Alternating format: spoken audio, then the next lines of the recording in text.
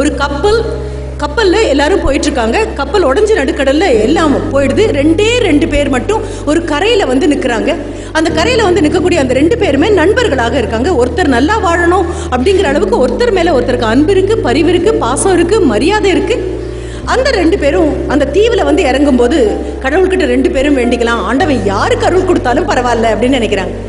அப்போ ஒரு நண்பர் சொல்கிறாரு, பக்கத்தில் நின்றுட்டு நானும் நீயும் பிரார்த்தனை பண்ணோம் அப்படின்னா அது ஒர்க் அவுட் ஆகுமான்னு தெரியல. ஒன்று பண்ணலாம், தீவை பாதியாக பிரிச்சுக்கலாம். நான் ஒரு பக்கம் போய் பிரார்த்தனை பண்ணுறேன், நீ ஒரு பக்கம் போய் பிரார்த்தனை பண்ணு. யார் பிரார்த்தனைக்கு இறைவன் கொடுத்தாலும் ரொம்ப நன்றி. சரி, இந்த முதலாம் நபர் போய் ஆண்டவங்கிட்ட, கடவுளே சாப்பாடே இல்லையேப்பா, பசி உயிர் போகுதேப்பா. ஆண்டவன் உணவாக வரமாட்டான், ஆனால் உணவு எங்கே கிடைக்குங்கிற வழியினுடைய அம்புக்குறியாக வந்துடும். அப்புறம் பார்க்குறாரு, கண்ணு தெரிஞ்ச இடத்துல 4 பழ மரம் இருக்குது, சாப்பிட்டாச்சு. ஓகே, கடவுள் உடனடியாக அருள் புரிஞ்சாச்சு. ஒரு 10 நாள் ஆனதுக்கப்புறம் நினைக்கிறாரு, ரொம்ப போர் அடிக்குது, இங்கேயே தனியாக மாட்டிட்டு உட்காந்துட்ருக்கேன், ஒரு நல்ல துணை கிடைச்சா நல்லாயிருக்கும், அதுவும் வாழ்க்கை துணையாக அமைஞ்சால் ரொம்ப அமோகமாக இருக்கும் அப்படின்னு நினைக்கும் போது பார்த்தா இன்னொரு கப்பல் களம் அது உடைந்து போகுது. கரையேறி வரக்கூடியது ஒரு பெண்மணியாக இருக்குது. இவர் விருப்பத்துக்கு உகந்த பெண்மணியாக இருக்காங்க. 2 பேரும் ரொம்ப சந்தோஷமாக வாழ்க்கை போயிட்டுருக்கு. ஆண்டவா ரொம்ப நல்லது. ஒரு வீடா ஒன்று கட்டினா தேவையில்லைன்னு தோணுது. மரங்கள் இருக்கு, கட்டுறாங்க. ஒரு 6 மாச காலம் இவர் கேட்கறது எல்லாம் அடுத்த நிமிஷம் ஏதோ ஒரு குட்டி பூதம் வந்து உதவுற மாதிரி ஆண்டவன் கொண்டு வந்து கொடுத்துட்டே இருக்காரு. 6 மாசம் ஆனதுக்கப்புறம் இந்த முதல் நண்பருக்கு போதும், இந்த தீவில் இருந்தது போதும், கிளம்பலாம் அப்படின்னு நினைக்கிறாரு. அப்போ கடவுளே, நாளைக்கு மட்டும் ஏதாவது ஒரு கப்பல் இந்த வழியா வருமே, ஆனால் நானும் என்னுடைய வாழ்க்கை துணைவையும் கிளம்பி போயிடுவோம். என்னதான் நீ கொடுத்தாலும் மக்கள் கூட போய் வாழ்ந்தாதான்ப்பா நல்லா இருக்கு அப்படின்னு நினைக்கிறாரு. அடுத்த நாள் பார்த்தா அந்த வழியா ஒரு கப்பல் வருது. இவங்க தீவு பக்கம் நங்கூரம் போட்டு நிறுத்துறாங்க. இவங்க 2 பேரையும் காப்பாற்ற போறாங்க. ஒரு படகு வருது. அந்த படகுல இவரும் ஏறியாச்சு, இவருடைய வாழ்க்கை துணைவையும் ஏறிட்டாங்க. அப்போ இந்த வாழ்க்கை துணைவை கேட்குறாங்க, நீங்க என்கிட்ட சொல்லியிருக்கீங்க நீங்களும் உங்களுடைய நண்பரும் 2 பேரும் ஒன்னா வந்தீங்கன்னு சொன்னீங்க, இப்போ அவரை விட்டுட்டு நீங்க பாட்டு கிளம்புறீங்க அப்படின்னு கேட்டபோது, ஆமா, நான் கேட்டதெல்லாம் ஆண்டவன் சரின்னு கொடுத்தானே, அவன் என்ன கேட்டானோ தெரியல, அவனுக்கு ஒண்ணுமே கிடைக்கலன்னு நினைக்கிறேன், அதுக்கப்புறம் அவனை நான் பார்க்கவே இல்லை அப்படின்னு நான் கேட்டதுக்கெல்லாம் தெய்வம் கொடுத்தது. God has given me every blessing for all the prayers of mine. கேட்டதுக்கெல்லாம் ஆண்டவன் அள்ளி கையில் கொடுத்துட்டான். அதனால ஆண்டவன் கருணை என் பக்கம் மட்டுமே தான் இருக்கு, நாம கிளம்பலாம் வா அப்படிங்கும்போது அசிரியரி மாதிரி ஒரு குரல் கேட்குது. அந்த குரல் சொல்லுது, ஆமா, யார் சொன்னாங்க நீ கேட்டதுக்கு மட்டுமே நான் உனக்கு கொடுத்ததாக இது வரைக்கும் யார் சொன்னாங்க? ஏன் கடவுளே, நான் உங்ககிட்ட கேட்ட நீ தானே கொடுத்த? இல்லையே, நீ உன்னுடைய இன்னொரு நண்பன் என்ன பண்ணினான்னு கேட்கவே இல்லையே, அவனுக்கு நீங்க ஒண்ணுமே கொடுக்கவே இல்லையே. அவன் என்ன பண்ணான் தெரியுமா? தினமும் அவனுக்கு ஒரே ஒரு பிரார்த்தனை தான் இருந்தது. காலையில் எழுந்திரிச்சாலும் சரி, மதியமானாலும் சரி, மாலை ஆனாலும் சரி, உறங்க போறதுக்கு முன்னாலே ஒரே ஒரு பிரார்த்தனை மட்டும் சொல்லிட்டு இருந்தான். என்ன தெரியுமா? அந்த பக்கம் இருக்கக்கூடிய என்னுடைய நண்பன் என்ன கேட்டாலும் கொடுத்துருங்க ஆண்டவா அப்படின்னு அந்த பக்கம் உட்காந்து அவன் பிரார்த்தனை பண்ணிட்டு இருந்தான். யோசிச்சு பாருங்க, உங்களுக்கும் எனக்கும் கிடைத்திருக்கக்கூடிய எல்லாமே நீங்களும் நானும் கேட்டு வரல, நாம கேட்டுதான் வந்திருக்கோம். அப்படின்னா எத்தனை பேருக்கு ஆசைக்கும் தேவைக்கும் வித்தியாசம் தெரியும்பா? ஆசைக்கும் தேவைக்கும் வித்தியாசம் தெரியாது. ஆண்டவனா பார்த்து உன் குடும்பத்தை எடுத்துக்கோ நீயே அப்படின்னா இவ்வளோ நல்ல குடும்பத்தை எடுத்துருப்போன்னு நினைக்கிறீங்க. ஆண்டவனா பார்த்து நீயே உங்க அம்மா அப்பாவை எடுத்துக்கோ அப்படின்னு சொன்னா இவ்வளோ நல்ல தாய் தகப்பன் கிடைச்சிருக்காது. ஆண்டவனா பார்த்து நீ ஒரு வாழ்க்கை துணைவியை நீயா எடு, கண்டிப்பா தெரியாது. ஆசைக்கும் தேவைக்கும் வித்தியாசம் தெரியாத அளவுக்கு நம்ம மனசுல அறியாமை மண்டி கிடைக்கும் போது கடவுள் நல்ல திருத்தமாக எழுதக்கூடிய ஒரு பேனா, இங்கு நல்ல ஃபுல்லா இருக்கக்கூடிய பேனா, கடைக்கு போய் ஒரு பேனா வாங்கி இப்படி கோடு போட்டு பார்ப்பீங்க, வீட்டுக்கு வந்து எழுதினா அது எழுதவே எழுதாது. உங்களுக்கு தெரியாத விஷயம், அந்த பேனா அப்படி கோடு போடுறதோடு நிறுத்திடும், எழுதவே எழுதாது. ஆனா உங்க தலையில படைச்சவன் ரொம்ப அழகான ஒரு பேனாவை எடுத்து மிக திருத்தமாக வாழ்க்கை அமோகமா இருக்குங்கிறது மட்டும் இல்ல, அன்றாட ஆரோக்கியம் கொடுத்துருக்கான், நித்திய அமைதி கொடுத்துருக்கான், வீட்டுக்கு திரும்பி போனா வான்னு சொல்றதுக்கு ஒரு குடும்பத்தை கொடுத்துருக்கான், பக்கத்துல உட்கார இத்தனையும் வச்சுட்டு இருக்கக்கூடிய நாம நடந்து கொள்ள வேண்டிய விதம் என்ன தெரியுமா? அந்த இன்னொரு பக்கத்துல தீவுல இருந்த அந்த பக்கம் இருக்கக்கூடிய என் நண்பன் கேட்கறதுக்கெல்லாம் ஆண்டவா குடு அப்படின்னு சொன்னா மட்டும்தான் அது முடியும். அதுக்குதான் சொல்லுவாங்க, அர்ஜுனனும் கிருஷ்ணனும் யுத்தம் முடிஞ்சு நடந்து போயிட்டு இருக்கும் பொழுது வழியில ஒரு சாதாரண பாமரனை பார்த்தாங்களாம். பார்த்த பாமரன் ஓடி வந்து அர்ஜுனன் கிட்ட, நீங்க தான் யுத்தம் எல்லாம் முடிஞ்சாச்சே, பெரிய ஆட்களை ஆயிட்டீங்களே, என்னுடைய பசி கொடுமை போறதுக்கு ஏதாவது கொடுங்க அப்படின்னு கேட்ட அடுத்த நிமிஷம் அர்ஜுனன் ஒரு 1000 பொற்காசுகளை அப்படியே அள்ளி அந்த ஒரு மூட்டையில போட்டு, இந்த குடும்பத்தை போய் காப்பாத்துப்போ, உன் குடும்பத்தை காப்பாத்து அப்படின்னு சொன்ன அடுத்த நிமிஷம் ரொம்ப சந்தோஷமா அந்த வயதுல பெரியவர் அதை அள்ளிட்டு ஓடுறாரு. அவர் அடுத்த பக்கம் திரும்புறதுக்குள்ள ஒரு ஓடி வந்த ஒரு திருடன் அவர் கையிலேருந்து அதை தட்டி பறிச்சு எடுத்துட்டு போயிட்டான். சரி, இதை திரும்பி வந்து அர்ஜுனன் கிட்ட சொல்ல முடியாது. கொஞ்ச நாள் போகுது, மறுபடியும் திரும்பி வராரு. வந்து அர்ஜுனன் பார்க்குறாரு, என்ன பணத்தெல்லாம் பயன்படுத்துறீங்களா? ஆமாம், என் குடும்பத்துக்காக தான் கொண்டு போனேன், ஆனால் வழியில் யாரோ திருடன் கையிலேருந்து தட்டி பறிச்சு அத்தனை காசையும் கொண்டு போயிட்டான். சரி இனியாவது புத்திசாலியா இருங்க அப்படின்னு சொல்லி மிக விலைமதிப்பு வாய்ந்த ஒரு மிகப்பெரிய மகரத்தின கல் ஒன்று அவர் கையில் கொடுத்து, இதை கொண்டு போய் வச்சு பழச்சிக்கோங்க. அவ்வளோவே தான். கையில் அதை எடுக்கிறாரு, எடுத்துட்டு இதை கொண்டு போய் வச்சு பழச்சிக்கோங்கன்னு சொன்னதுனால இது என்ன பண்ணணும்னு அவருக்கு தெரியாது. கொண்டு போய் வீட்டில் இருக்கக்கூடிய ஒரு குடத்துக்குள்ளே வச்சுட்டு தினமும் காலையில் எடுத்து பார்க்குறாரு, மறுபடியும் வச்சிடறாரு, காலையில் எடுத்து பார்க்குறாரு, மறுபடியும் வச்சிடறாரு. பெரும்பாலானவர்கள் ஆண்டவன் கொடுத்த மிக அழகான நவரத்தின கல் மாதிரி இருக்கக்கூடிய மனசை கூட இப்படி தான் குடத்துக்குள்ளே போட்டு போட்டு வச்சு எடுத்து எடுத்து பார்க்குறோமே தவிர உபயோகப்படுத்துறது இல்லை. அடுத்தது அன்னைக்குன்னு பார்த்து ஒரு 10 நாள் போச்சு. அவங்க மனைவி ஆற்றுக்கு போகும்போது இந்த குடத்தை எடுத்துகிட்டு போனாங்க, கழுவி அப்படியே ஊற்றுனாங்க. அதில் இருந்த மகரந்த கல்லும் அந்த பெரிய மகரத்தின கல்லும் அது போயிடுச்சு. வீட்டுக்கு வந்து அந்த பெரியவர் ரொம்ப புலம்புறாரு. அப்புறம் ஒரு 10 நாள் கழித்து மறுபடியும் அர்ஜுனனையும் கிருஷ்ணனையும் வழியில் பார்க்குறாராம்.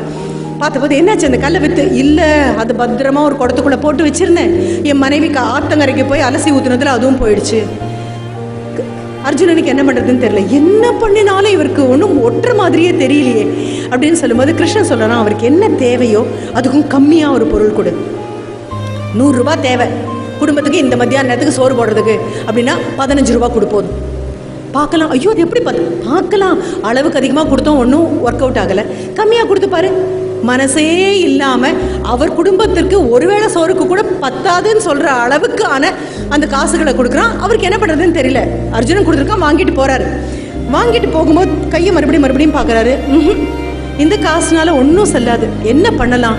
அந்த ஆற்றுக்கு போய் இருக்கக்கூடிய இந்த காசில் கொஞ்சம் பொரியோ எதையோ வாங்கி ஆற்றுல இருக்கிற மீன்களுக்காவது போடலாம், எனக்கே இது பத்தலை, மீன்களுக்காவது அதுகளாவது அமைதியாக சாப்பிடட்டும் அப்படின்னு முதல் முறையாக தன் வீட்டுக்கு கொண்டு போகணுங்கிற நிலைமையை அந்த மனசை நிறுத்திட்டு, தன்னை தவிர ஏதோ ஒரு உயிர் பசிச்சிருக்கும் அப்படிங்கிற ஞாபகம் வந்தவுடனே இருக்கக்கூடிய காசை கொண்டு போய் ஆத்தங்கரையில் கொண்டு போய் பொரிய வாங்கி அதுக்கு போடுறாரு. எல்லாம் மேலே வந்து சாப்பிடுது. ஒரு மீன் ஆன் திறக்குது, அதனால முழுங்க கூட முடியல. என்ன கொடுமைடா அது, போட்ட பொரிய திங்க முடியாம திணறக்கூடிய ஒரு மீனா அப்படின்னு எடுத்து பார்க்குறாரு. எடுத்து இப்படி வாய்க்குள்ள கையை விடுறாரு. பார்த்தா அந்த ஆற்றுல அடிச்சுட்டு போன கல் தொண்டைக்குழிக்குள்ள சிக்கிட்டு இருக்கு. நம்பவே முடியல இப்படி கிடைக்கும்னு. அந்த கல்லை எடுத்துட்டு அந்த மீன் அப்படியே அவசரமா அதுக்குள்ள விட்டுறாரு. கையில் அந்த கல். இத்தனை நிகழ்ச்சியும் ஒவ்வொரு தடவை இவருக்கு அர்ஜுனனை பார்க்கும் போதெல்லாம் ஏதாவது ஒரு பொருள் கிடைக்கும், தட்டி அடிச்சுட்டு போகணும் அப்படின்னு நினைச்சிட்டு இருக்கக்கூடிய அந்த திருடனை தாங்க முடியாம வெளியில ஓடி வரான். இந்த கல்லை இவர் கையிலேருந்து எப்படியாவது வாங்கிட்டு போயிடணும் அப்படின்னு வரும்பொழுது இந்த சம்பவத்தை அத்தனையும் நின்று பார்க்கக்கூடிய அர்ஜுனனும் கிருஷ்ணனும் அந்த திருடனை பிடிச்சி அவன் கையில இருந்த பணத்தை வாங்கி இவர்கிட்ட குடிச்சு அவனை விரட்டி அடிக்கிறதாக கதை போகுது. அர்ஜுனன் திரும்பி பார்த்து கேட்கிறான், இது என்ன சூட்சமோன்னு எனக்கு புரியலப்பா. ஒரு ஆளை வச்சுக்கோ அப்படின்னு பணம் கொடுத்தேன், அதெல்லாம் திருட்டு போச்சு. அவருக்கு பத்தாம ஒரு பொருளை கொடுத்தேன், அவன் என்னடானா பக்கத்தில் இருக்கிற யாருக்கோ கொடுக்குறான் அப்படின்னு சொன்ன போது தான் கிருஷ்ணன் சொன்னாராம், எப்போ மன விசாலமாக இருக்கோ, எப்போ என்ன தவிர கூட யாருக்கோ தேவை இருக்குன்னு ஒரு மனசுக்கு தோணுதோ, அந்த கேணி மட்டும்தான் இறக்க சுரக்கும். அந்த மனங்கள் இருக்கிற நாடு மட்டும்தான் இன்னும் பெரிதாக வளரும். அந்த மாதிரி நபர்கள் இருந்தா மட்டும்தான் உலகம் இன்னும் விசாலமாக மாறும்.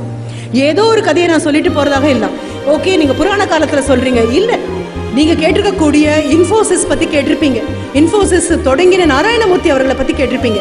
அவங்களுடைய மனைவியான சுதாமூர்த்தி அபாரமான ஒரு படைப்பாளர், மிகப்பெரிய மனிதநேயத்தை ஊர்புற சொல்லி நடக்கக்கூடிய ஒரு நபர், நல்ல ஒரு பாட்டி, உட்கார வச்சு குழந்தைங்களுக்கு மாஞ்சு கதை சொல்றதுல சந்தோஷம் உள்ள ஒரு பெண்மணி. அவங்க தன்னுடைய வாழ்க்கையில மிக அழகான ஒரு விஷயத்த சொல்றாங்க.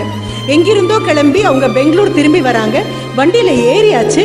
ட்ரெயின்ல ஏறி உட்கார்ந்ததுக்கு அப்புறம் பார்த்தா அந்த டிக்கெட் பரிசோதகர், பயணச்சீட்டு பரிசோதகர் வராரு. ஒவ்வொருத்தையா கேட்கிறாரு. அவங்க ரொம்ப அழகா சொல்லிட்டே வராங்க. 3 பேர் உட்கார வேண்டிய சீட்ல 8 பேர் உட்காந்துருக்கோம், நெருக்கி அடிச்சு. பெண்கள் வரக்கூடிய லேடிஸ் கூப்பே அது. அதுல உட்காந்துருக்கோம். எங்கிட்ட பயணச்சீட்டு கேட்டாரு, இந்தாங்கன்னு கொடுத்துட்டேன் நானு. அப்புறம் எங்கிட்ட இருக்க பக்கத்துல இருக்க எல்லாரும் அவங்க பயணச்சீட்டை காமிச்சாச்சு. எனக்கும் இன்னொரு நபருக்கும் இடையில இப்படியே கீழே பார்த்து, நீங்க வாங்கியாச்சா அப்படின்னு கேட்கிறாரு. நான் சொன்னேன், நான் வாங்கிட்டேனே அப்படின்னு. பக்கத்துல இருந்த பெண்மணி, நானும் வாங்கியாச்சு. உங்க 2 பேரையும் கேட்கல, உங்க காரு கடியில ஒரு குழந்தை ஒரு பொண்ணு ஒளிஞ்சிட்டு இருக்கா பாருங்க, அவ்வளவுதான் கேட்டேன், அவளை முதல்ல வெளியில எடுங்க அப்படின்னு சொல்றாங்க. பார்த்தா ஒரு 10 வயது சின்ன பெண் குழந்தை எழுந்திருச்சு நிற்குது. நீ வாங்கியாச்சா பயணிச்சுட்டு அப்படின்னு கேட்குது. அந்த குழந்தை இல்லை. அடுத்த நிமிஷம் சுதாமூர்த்தி என்ன பண்றாங்க, தன் கைப்பையை திறந்து அந்த குழந்தைக்கான பயணச்சீட்டு பிளஸ் வாங்காத அபராத தொகை 2ஐயும் சேர்த்து கொடுக்குறாங்க. அப்ப அந்த பரிசோதகர் சொல்றாரு, உங்களை மாதிரி ஆட்கள் தான் இந்த மாதிரி குழந்தைங்களை ஆதரிக்கிறீங்க. அடுத்த நிமிஷம் அவங்களுக்கு தண்டனை தான் வேணும், அந்த குழந்தைய அடுத்த ஸ்டேஷன்ல இறக்கி விடணும், அப்பதான் சரியாகும் அப்படிங்கும் பொழுது மெதுவா வெளியில எட்டி பாக்குறாங்க சுதாமூர்த்தி. அவங்க வண்டி கிளம்பும் போதே ராத்திரி 8 மணி. இப்போ வண்டி கிளம்பி பரிசோதகர் இவங்க கம்பார்ட்மெண்ட்டுக்கு வந்து செக் பண்ணும்போது எப்படியும் 3/4 மணி நேரம் தாண்டியாச்சு. 8:45 அடுத்த ஸ்டேஷன் வரும்போது மணி 9, 9:30 ஆகும். ஒரு 10 வயசு குழந்தைய, பெண் குழந்தைய அங்கே இறக்கி விடுறது யாராலையும் ஒத்துக்க முடியாது. எத்தனை சட்டமாக இருந்தாலும் நீதி ஒரு பக்கம், சட்டம் ஒரு பக்கம் இருந்தால் கூட தமிழ்நாடும் இந்திய நாடும் இன்னொன்று கொஞ்சம் கூட நகர்த்தி சொல்லும். என்ன தெரியுமா? தர்மம்னு ஒன்று இருக்குது. சட்டப்படி குற்றமாக இருக்கக்கூடிய விஷயங்கள் கூட உங்களுடைய மனசனுடைய தர்மப்படி சரியாக தான் இருக்கும். அப்போது அவங்க சொல்கிறாங்க, நீங்கள் சொல்கிறது சரியாக இருக்கலாம், இந்த மாதிரி நபர்களை நான் தான் வளர்க்குறேன்னே வச்சுக்கோங்க, தப்பு தான் நான் பண்ணுறேன், ஆனாலும் 9 மணி 9:30 மணிக்கு அரை இருட்டில் இந்த மாதிரி ஒரு குழந்தையை இறக்கி விட மனசு சத்தியமாக ஒத்துக்கலை. அந்த குழந்தைக்காத்த அபராத தொகை ப்ளஸ் பயணச்சீட்டு வாங்கியாச்சு. வண்டி வந்தாச்சு. பெங்களூர் வந்து அடுத்த நாள் காலையில் இறங்கியாச்சு. இறங்கி இவங்களை கூட்டிகிட்டு போகிறதுக்காக கார் வந்திருக்கு. இறங்கி கார்கிட்ட வரும்போது முதுகு பின்னால் ஏதோ கண்கள் தண்ணியே பார்த்துட்டு இருக்கிற மாதிரி இருக்குது. திரும்பி பார்க்குறாங்க, அந்த குழந்தை அப்படியே நின்றுட்டு இருக்கா. கையில் ஒரு துணிப்பை தான், மீறி போனால் அதில் இன்னொரு துண்டு இருக்கலாம், ஏதோ ஒரு துணி இருக்கலாம், அவ்வளோதான். கண்ணில் அவ்வளோ ஒரு பயம், அவ்வளோ ஒரு தயக்கம். என்னை விட்டுட்டு போயிடுவீங்களா அப்படிங்கிற மாதிரி. நீங்கள் உங்களுக்கு கூட இந்த அனுபவம் வந்திருக்கலாம். குடும்பத்தோடு சேர்ந்து ஒரு காரில் கிளம்பி எங்கேயாவது நீங்கள் ஒரு இன்ப சுற்றுலா பிக்னிக் மாதிரி போவீங்க.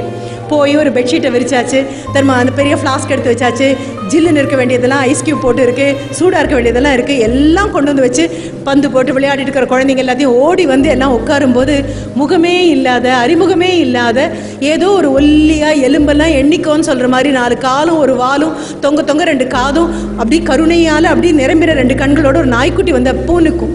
பெரும்பாலும் பிக்னிக் போயிட்டு நம்ம நிமிரும்போது ஒரு நாய்க்குட்டி வந்து அங்கே நிற்கும்.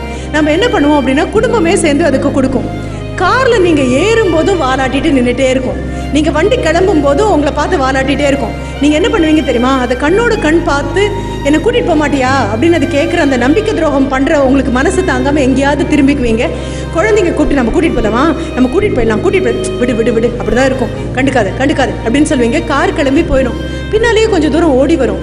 அது வந்து நிறுத்தியிருக்கும். ஆனாலும் கண்ணை மூடி என்னைக்காவது நீங்கள் பிக்னிக்னு நினைச்சாலே அந்த கண்ணில் ஈரக்கசிவோட உங்களையே பார்த்துட்டு என்னை கூட்டிகிட்டு போக மாட்டியா அப்படின்னு கேட்ட நாய்க்குட்டி வந்துட்டு போகும். இப்போ இந்த பெண் குழந்தை அப்படி தான் நின்றுட்டுருக்கா. தாங்கவே முடியல சுதாமூர்த்தியால். டிரைவர் அப்போ கிளம்பலாமா அப்படின்னு. She is a very important person and she is holding a very high office. சும்மா அப்படியெல்லாம் தெருவில் போகிறவங்களெல்லாம் கூட்டிகிட்டு வர நபராக அவங்களால கட்டுப்படி ஆகாது அவங்களுக்கு. அவங்க என்ன சொன்னாங்க, அதையும் கூட்டிகிட்டு வா, அந்த குழந்தையும் கூட்டிகிட்டு போயிடலாம் அப்படின்னு. டிரைவர் மறுபடியும் தன் காதில் சரியாக தான் விழுந்துச்சா அப்படின்னு பார்க்குறாரு. ஆமாம், கூட்டிகிட்டு வந்த குழந்தைய கூட்டிகிட்டு போயாச்சு. இவங்களுக்கு தெரிந்து இவருடைய நண்பர் நடத்தக்கூடிய பெண் குழந்தைகளுக்காக தனியாக, ஆண் குழந்தைகளுக்காக தனியாக இருக்கக்கூடிய இல்லங்களில் கொண்டு போய் இந்த குழந்தைய விடுறாங்க. அப்போது ஒரு வாரத்துக்கு ஒரு தடவை இந்த பெண் குழந்தைய போய் பார்க்குறாங்க, படிக்க வைக்கிறாங்க. ஒரு வாரம் அப்படிங்கிறது 15 நாளைக்கு ஒரு தடவை ஆகுது, அப்புறம் 1 மாதத்துக்கு ஒரு தடவை ஆகுது, அப்புறம் 6 மாதத்துக்கு ஒரு தடவை ஆகுது, அப்புறம் 1 வருஷத்துக்கு ஒரு தடவை ஆகுது. முற்றிலும் மறந்து கூட போயிட்டாங்க. இப்படி ஒரு குழந்தை இருந்தது, கூட்டிகிட்டு வந்தோம், எல்லாத்தையும் மறந்து போயாச்சு. சரி, அதுக்கப்புறம் ஒரு நாளைக்கு இவங்களுக்கு ஒரு தபால் ஒரு ஃபோன் மெசேஜ் வருது. என்ன, 10 வருஷம் தாண்டியாச்சு. இவங்க பார்க்கும்போது அதுக்கு ஒரு 10 வயசு குழந்தை, அதை படிக்க வச்சாச்சு. அவளுக்கு என்னெல்லாம் தேவையோ அது இவங்களுடைய கம்பெனியே பண்ணும். இவங்ககிட்ட வரக்கூட வராது அந்த செய்தி. ஒரு 10 வருஷம் தாண்டியாச்சு, 20 வயசு இருக்குன்னு நினைக்கிறேன் அந்த பெண் குழந்தைக்கு. ஒரு நாளைக்கு உங்களை பார்க்கணும் நான் அப்படின்னு வருது. கூப்பிட்றாங்க. கூப்பிட்டா பார்த்தா நல்லா வளர்ந்த ஒரு 20-21 வயது பெண் குழந்தை.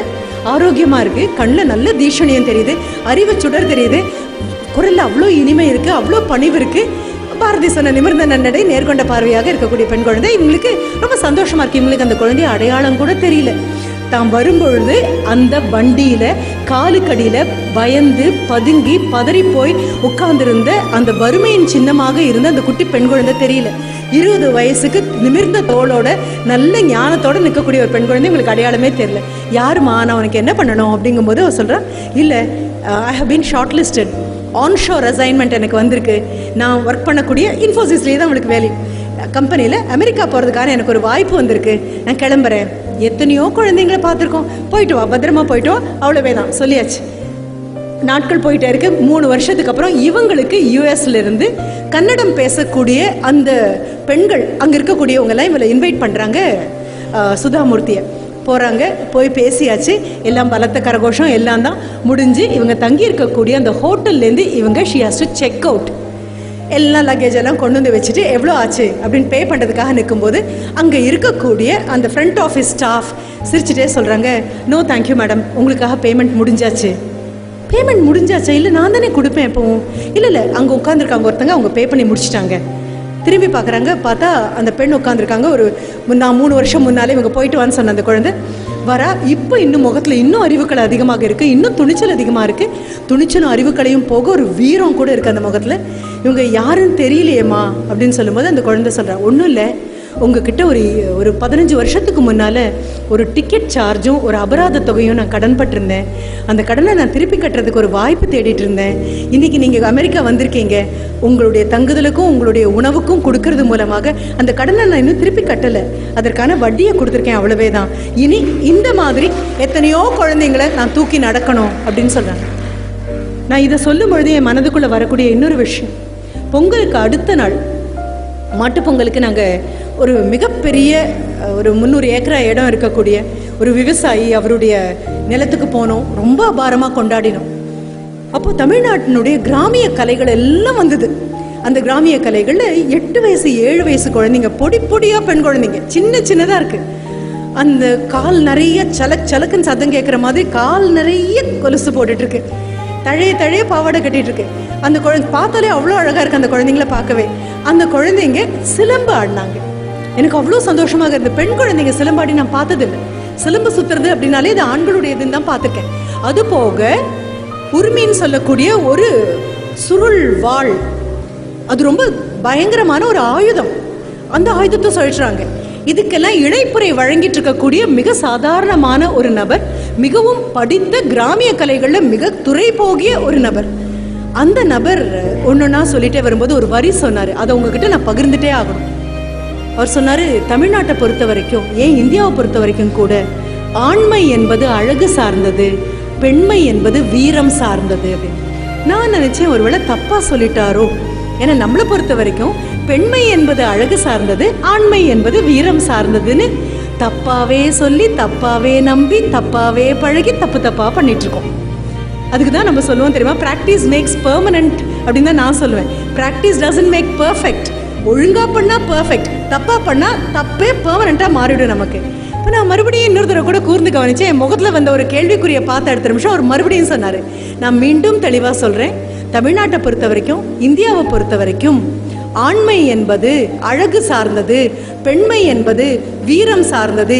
இயற்கையிலும் ஆண்மை என்பது அழகு சார்ந்தது, பெண்மை என்பது வீரம் சார்ந்தது அப்படின்னு ஒன்னொன்னா சொல்லிட்டு வந்தார். சொல்லும்போது சொன்னார், மிக நீண்ட தோகையோட அசைஞ்சு ஆடக்கூடிய அழகான மயில் என்பது ஆண்மையில் தான்.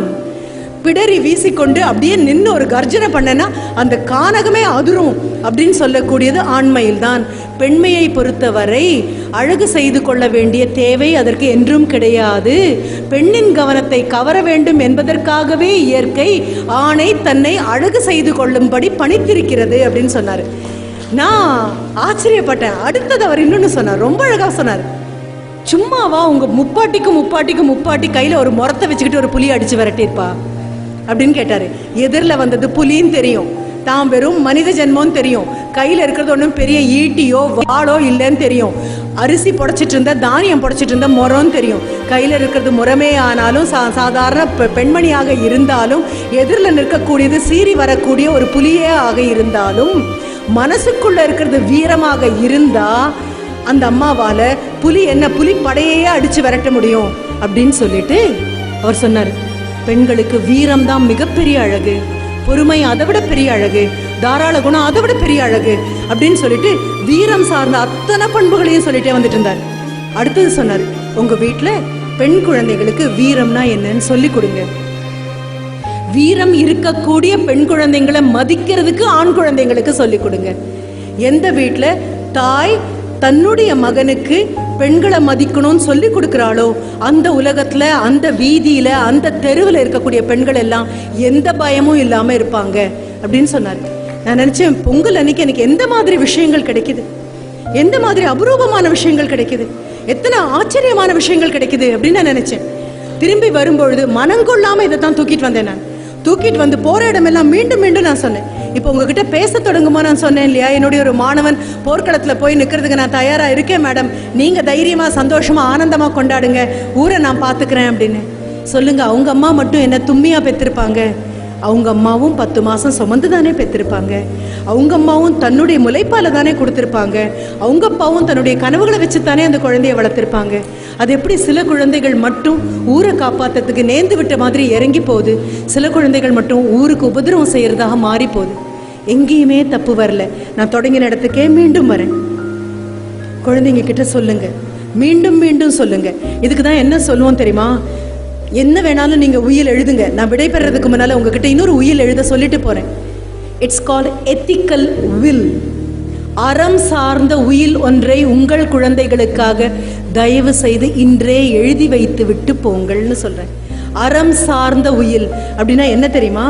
இந்த உயிலை நீ எடுத்து படிக்கும்போது நான் உயிரோடு இருப்பேனோ இருக்க மாட்டேனோ தெரியாது. சொத்தை பிரித்து கொடுத்தாச்சு, எதெல்லாம் பிரிக்க முடியுமோ அதெல்லாம் பிரித்து கொடுத்தாச்சு. ஆனால் இந்த நாட்டினுடைய பண்பும் கலாச்சாரமும் அறத்தையும் யாரும் எடுத்துட்டு போக முடியாது, பிரிக்க முடியாது. உங்கள் அப்பா எப்படிப்பட்ட நபர் தெரியுமா அப்படின்னு நாளைக்கு தெருவில் உங்கள் அப்பாவுடைய புகழ ஒரு நபர் சொல்கிறாரு அப்படின்னு சொன்னால் உங்கள் அப்பா அவருடைய அப்பா எழுதி வச்ச அறம் சார்ந்த அந்த உயிலை பயன்படுத்தினார். எந்த குழந்தைக்கு தைரியம் அதிகம் வரும்? 10 ஜென்மத்துக்கு சேர்த்து சொத்து வச்சுட்டு போற அப்பாவுக்கு குழந்தைக்கு வராது. உங்க அப்பா நேர்மையானவர்டா. உங்க அப்பா யாராவது அழுத அடுத்த நிமிஷம் இறங்கி வந்துடுவாரு. பல பேர் உங்க அப்பாவை ஏமாத்தி இருக்கலாம், ஆனா ஒரு தடவை கூட உங்க அப்பாவுக்கு ஏமாத்தணும்னு தோணுது கிடையாது கண்ணா. அடுத்த வேளை சோறு இல்லாம 5 பைசா உங்க அப்பா கையில கொடுத்தா கூட போற போக்குல இல்லாதவனை கொடுத்துட்டு போயிடுவாருப்பா. பாரதியாருக்கு அப்படி பண்ணுவாங்களாம். பாரதியார் கையில ஒரு 5 ரூபாய், அவர் வாழ்ந்த காலத்துல 5 ரூபாய் எவ்வளவு பெரிய விஷயம். வறுமை போகிறதுக்காக 5 ரூபாயை கொடுத்தாங்க அப்படின்னா பாரதி எப்பவுமே கீழே கை நீட்டி வாங்க மாட்டாராம், மேலேந்து இப்படி தான் எடுப்பாராம். பாரதி இதை போகிறதுக்குள்ளேயே வேற யாருக்கோ கொடுத்துருவாராம். கூட வந்த நண்பர் ஒரு தடவை கேட்டாராம், உனக்கே இல்லை, குடும்பத்துக்காக கொடுத்தது, நீ எப்படி கொடுத்த அப்படின்னு கேட்கும்போது பாரதியார் சொன்னாராம், எனக்கு இல்லைன்னு சொன்னால் கொடுக்க நண்பர்கள் இருக்காங்க தான், அந்த அவருக்கு அவருங்க கூட கிடையாது, அதனால தான் கொடுத்துட்டு போகிறேன் அப்படின்னு சொன்னாராம். அதுதான் இன்னைக்கு போய் நீங்கள் செய்ய வேண்டியது. Please write an ethical will for your child. எப்படிப்பட்ட வாழ்க்கையில வாழ்ந்து நீங்க மேல வந்தீங்க, எப்படிப்பட்ட வாழ்க்கையை கொடுத்தா உங்க குழந்தை காலத்துக்கு நிற்கும், தர்மம் தலை காக்கும் அப்படின்னு. இது நாம அப்பா அம்மா மட்டும் எழுதுறது இல்ல. ஒபாமா தன்னுடைய குழந்தைகளுக்கு, தன்னுடைய 2 பெண்களுக்கும் எழுதி வச்சிருக்கக்கூடிய the legacy, the will. குழந்தைங்களுக்கு பாராட்டி அந்த கடிதம் எழுதுறாரு. தன்னுடைய 2 குழந்தைங்களுக்கும் பாராட்டி சொல்றாரு, என் கூட நான் பிரசிடென்ட் ஆகணும்னு ஓடி ஓடி வந்த போது என் கூட ஓடினீங்க, உழைச்சிங்க, தூக்கம் இல்லாம பாடுபட்டீங்க. இப்போ ஒரு ஜனாதிபதியுடைய குழந்தைகளாக நீங்க இருக்கும்போது வீட்டுக்கு மாலையில வரும்பொழுது என்னுடைய வேலைகள் எல்லாம் மறந்து போயிடுது. உங்க 2 பேரையும் பார்க்கும்போது எனக்கு அவ்வளவு சந்தோஷமா இருக்கு. எதிர்காலம் உங்களுக்கு உத்தரவாதம், ஆரோக்கியம் உங்களுக்கு உத்தரவாதம், ஆனந்தம் உங்களுக்கு உத்தரவாதம், கல்வி உங்களுக்கு உத்தரவாதம், ஒவ்வொன்றும் உங்களுக்கு உறுதியாக தரப்படும் அப்படின்னு ஒரு தகப்பனா நான் நினைக்கிறேன். ஆனால் நாளைக்கு அடுத்த நாள் உங்களை பார்க்கும்போது எனக்கு உங்கள் 2 பேர் மூலமாக அமெரிக்காவில் இருக்கக்கூடிய அத்தனை குழந்தைங்களும் தெரியுது. நான் ஜனாதிபதியாகி இருந்து இறங்கி போகும்போது இங்கே இருக்கக்கூடிய அடுத்த தலைமுறை அத்தனைக்கும் கல்வி உத்தரவாதம், ஆரோக்கியம் உத்தரவாதம், அதனுடைய ஆனந்தம் உத்தரவாதம், வேலைவாய்ப்பு உத்தரவாதம், அடுத்த வேளை சோறு உத்தரவாதம், உடுத்த உடுப்பு உத்தரவாதம், தலைக்கு மேலே ஒரு கூரை உத்தரவாதம், அடுத்தவங்களுக்கு கொடுக்கறதுக்கு 4 காசு அவங்க கையில் உத்தரவாதம்னு விட்டுட்டு போகணுன்னு ஆசைப்படுறேன் அப்படின்னு சொல்கிறாரு. திரும்பி போகும்போது நீங்கள் பண்ண வேண்டியது அதுதான். நான் வந்ததுக்கே மறுபடியும் தொடர்ந்து போகிறேன். மனித நேயத்தை விட அழகான விஷயம் வேறு எதுவும் கிடையாது. பஸ்ஸில் ஏறினா கூட, ஒருத்தருக்கு இடம் கொடுத்தா கூட நம்ம என்ன பண்ணுறோம் தெரியுமா? நம்ம இடம் கொடுத்ததை எல்லாரும் பார்த்தாங்களான்னு திரும்பி ஒரு தடவை பார்க்குற அளவுக்கு சிரித்து போன மனசு நமக்கு. கொஞ்சம் கூட விசாலப்படுத்தலாம். பஸ்ஸில் கர்ப்பிணி பெண் ஒருத்தங்க ஏறினாங்க அப்படின்னா எழுந்திரிச்சு இடம் கொடுங்க. கர்ப்பிணி பெண்ணுக்கு அல்ல, அடுத்த தலைமுறையை தூக்கி வரக்கூடிய சகஜீவிக்கு எழுந்திரிச்சு இடம் கொடுக்குறீங்க. ஒவ்வொரு தடவையும் அதை ஞாபகம் வச்சுக்கோங்க. பெண்களுக்கு இடம் கொடுக்கும் பொழுதோ, பெண்களுக்கு ஏதாவது உதவி செய்யும் பொழுதோ, please remember, any country that respects women, any country which celebrates women, any country which holds women as very big part. சமுதாயத்தின் மிகப்பெரிய சக்தியாக எந்த ஒரு நாடு பெண்களை நிமிர்ந்து பார்த்து மரியாதை கொடுக்கிறதோ அந்த நாடு ஒரு பெண்ணுக்கல்ல மரியாதை கொடுக்கிறது. வரப்போற கண்ணுக்கு தெரியாத அடுத்த தலைமுறைக்கு நின்று மரியாதை கொடுக்குது. உங்க அத்தனை பேருக்கும் நான் வாழ்த்தி வணங்கி நன்றி சொன்னதுக்கும் அதுதான் காரணம். அரிமா சங்கம் ஒன்றாக இருந்து எப்படி வேலை செய்யறதுங்கிற மந்திரம் உங்களுக்கு புரிஞ்சிருச்சு, அந்த மாயம் உங்களுக்கு புரிஞ்சிடுச்சு. உங்க குழந்தைங்கெல்லாம் அனுபவிக்காத கஷ்டத்தை அரசினர் பள்ளிக்கூடத்தில் இருக்கக்கூடிய குழந்தைங்கள்லாம் அனுபவிக்கிறாங்க. நான் அரசினர் பள்ளியிலிருந்து வந்த ஒரு மாணவி, அரசு கலைக்கல்லூரியில் படித்த பெண். ஆடம்பரமான பைசாவை கொடுத்து அதிகமாக படிக்கக்கூடிய சூழ்நிலையில் என்னை வளர்க்கலை. எனக்கு அரசு பள்ளிக்கூடங்களுடைய கஷ்டம் தெரியும், அரசு கலைக்கல்லூரிகள் உள்ள கஷ்டம் தெரியும். தயவு செஞ்சு நீங்கள் எல்லாம் போகிறீங்க, வேருக்கு தண்ணி ஊற்றுங்க. வெளியில் இருக்கக்கூடிய பூ அழகாக இருக்குது, காய் அழகாக இருக்குது, மரம் அழகாக இருக்குது, இலை அழகாக இருக்குது. ஆனால் வேர் இருட்டுக்கு தான் சொந்தம். வேர் ஓடி ஓடி பாடுபட்டால் மட்டும்தான் பூ அழகாக பூக்கும், காய் அழகாக காய்க்கும். அரசு பள்ளிக்கூடங்கள் எல்லாத்துக்கும் போங்க. பெண் குழந்தைங்களை தயவு செஞ்சு பாருங்கள். பெண் குழந்தைங்களுக்கான சானிட்டரி நாப்கின் ஆல்ரெடி நீங்கள் தொடங்கிட்டீங்கன்னு சொல்கிறீங்க. வெறும் சானிட்டரி நாப்கின் கொடுத்தா பத்தாது. நான் ஆண்களும் பெண்களும் ஒன்றா இருக்கக்கூடிய சபையில் நின்று பேசிகிட்டு இருக்கேன். உங்களை ஆண்களும் பெண்களுமா நான் பார்க்கல. என்னுடைய எதிர்காலத்தினுடைய ஒரு நம்பிக்கையை அவங்கள பார்த்து தான் நான் பேசுகிறேன். எனக்கு இதில் கூச்சம் இல்லை, தயக்கம் இல்லை, வருத்தம் இல்லை, எந்த இதுவுமே இல்லை. உங்ககிட்ட சொல்லிட்டு போனேன் அப்படின்னு சொன்னால் நீங்கள் மறக்காமல் கொண்டு போவீங்கன்னு எனக்கு தெரியும். பத்திரமா பாதுகாத்து வச்சு அப்படியே என்னமோ ஒரு நெருப்பு பொரிய வச்சுட்ட மாதிரி கொண்டு போய் ஒவ்வொரு தீபமாக ஏற்றுவீங்கன்னு தெரியும். Please go to all villages. அங்கே இருக்கக்கூடிய பள்ளிக்கூடங்களுக்கு போங்க. டேக் உங்களுடைய டாக்டர்ஸ். இங்கே எத்தனை டாக்டர்ஸை பார்க்குறேன். I am not a medical doctor, I am an academic doctor. என்ன சொன்னாலும் பாடம் சொல்லிக் கொடுக்க எனக்கு தான் முடியும். மூச்சு திணறி அடுத்த வேளை மூச்சு வேணும் அப்படிங்கும்போது மருத்துவர் மட்டும்தான் பக்கத்தில் நின்னாக்க முடியும். பள்ளிக்கூடங்களுக்கு போங்க, பெண் குழந்தைங்களை பக்கத்தில் கூப்பிடுங்க. அந்த குழந்தைங்களுக்கு எதுவும் தெரியல, அவங்களுக்கு தெரியலன்னா அதை விட பெரிய சோகம் அந்த அம்மாக்களுக்கு தெரியல, அதை விட பெரிய சோகம் அப்பாக்களுக்கு தெரியல, அதை விட பெரிய சோகம் தாத்தா பாட்டி யாருக்கும் தெரியல. உடல் ஆரோக்கியத்தை பற்றி பேசுங்க, சுத்தமாக வச்சுக்கிறத பற்றி பேசுங்க, ஒரு நாப்கின் பயன்படுத்த வேண்டிய கட்டாயத்தை பற்றி பேசுங்க. அம்மாவுடைய ஒரு புடவையை கிழிச்சு அதை ஒரு துணியாக வச்சு அந்த துணியை தோச்சு போடுற இடம் ஏதோ முள்ளுலையும் அங்கேயும் இங்கேயும் போட்டு அதில் பூச்சியும் பூரானும் ஏற தங்களுடைய சொந்த ஆரோக்கியத்தை பார்த்துக்க முடியாமல் எத்தனை கோடி பெண் குழந்தைங்க இருக்காங்கன்னு பாருங்கள். அவங்களுக்கு குளிக்கிறதுக்கு ஒரு அறை வேணும். எழுத்தாளர் சுஜாதா தான் ரொம்ப அழகாக சொல்லுவார். அவருடைய கதையில் ஒரு கதாநாயகி வருவாள், ரொம்ப ஏழை குடும்பத்தை சேர்ந்த பெண். எல்லாரும் குளிக்கக்கூடிய பொதுவான ஒரு குளியலறை தான் இருக்கும். அவள் தனக்குள்ளே சொல்லிக்குவா, நான் படித்து வளர்ந்து பெரிய ஆளாகி நிறைய பணம் சம்பாதிச்சு தனியாக ஒரு குளியலறை இருக்கக்கூடிய ஒரு வீடாக குடி போவேன் அப்படின்னு. ஏழ்மைக்காக இதெல்லாம் இல்லைன்னு அர்த்தமா என்ன? ஏழ்மைக்கு ஒரு வளமையை சேர்த்து கொடுங்க. சானிட்டரி நாப்கின்ஸ் கண்டிப்பாக வேணும், இன்சினரேட்டர்ஸ் கண்டிப்பாக வேணும். பல பள்ளிக்கூடங்களில் தண்ணி இல்லை. நான் குடிக்கிற தண்ணியை மட்டுமே சொல்லலை, உடலை சுத்தமாக வச்சுக்கிறதுக்கு 24 மணி நேரமும் தண்ணி கண்டிப்பாக தேவைப்படுது. பெண்ணாக இருக்கிறதே மிகப்பெரிய சவாலாக இருக்கிறதுனால, ஒரு பெண்ணை கூப்பிட்டு பேச சொல்லியிருக்கிறதுனால இத்தனை அரிமாக்கள் பின்னாலேயும் பெண் சிங்கங்களாக அத்தனை பெண்களும் நிற்கிறதுனால நான் சொல்கிறேன். இத்தனை பெண்களும் ஒன்றாக சேர்ந்து அவங்கள அத்தனை பேரையும் நீங்கள் கிராமங்களுக்கு அனுப்ப முடியும்னா, அவங்க அத்தனை பேரும் அயராமல் உழைக்க முடியும் அப்படின்னு சொன்னால், you will positively come upon with a generation of healthier women with healthier attitude. நான் கொண்டு வந்த விதையெல்லாம் தூவியாச்சு.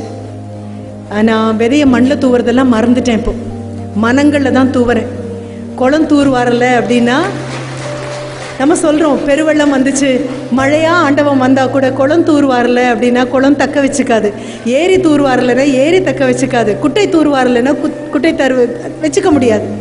இப்போது குளம் தூர்வாரணும், ஏரிக்கு தூர்வாரணும், குட்டை தூர்வாரணும் மாதிரி வெள்ள நிவாரண பணியை தாண்டி உள்ள நிவாரண பணிக்குள்ளே வந்திருக்கோம். இப்போது இன்றைக்கி நான் பண்ண முயற்சி பூரவே மனங்களை தூர்வார பண்ணின முயற்சி.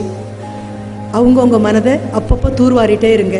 நீங்கள் ஒற்றைப்படையாக இருந்து உதவி செஞ்சாலும் சரி, 10 பேராக இருந்து உதவி செஞ்சாலும் சரி, இல்லை 100 பேராக இருந்து உதவி செஞ்சாலும் சரி, உங்களோட நான் செலவழித்த இந்த 1 மணி நேரம் நம்பிக்கை அப்படிங்கிற நாற்றை மனசில் நட்டிருக்கேன். 10 வருஷத்துக்கு அப்புறம் சாலையில் எங்கேயாவது பார்த்தோன்னா என் கையை நீங்கள் வந்து பிடிச்ச அடுத்த நிமிஷம் எனக்கு தெரியும், நான் போட்ட விதை நாற்றாகி நாறு இப்போ மரமாகி 1000 பேருக்கு நிழல் கொடுத்துட்ருக்குன்னு. நன்றி, வணக்கம்.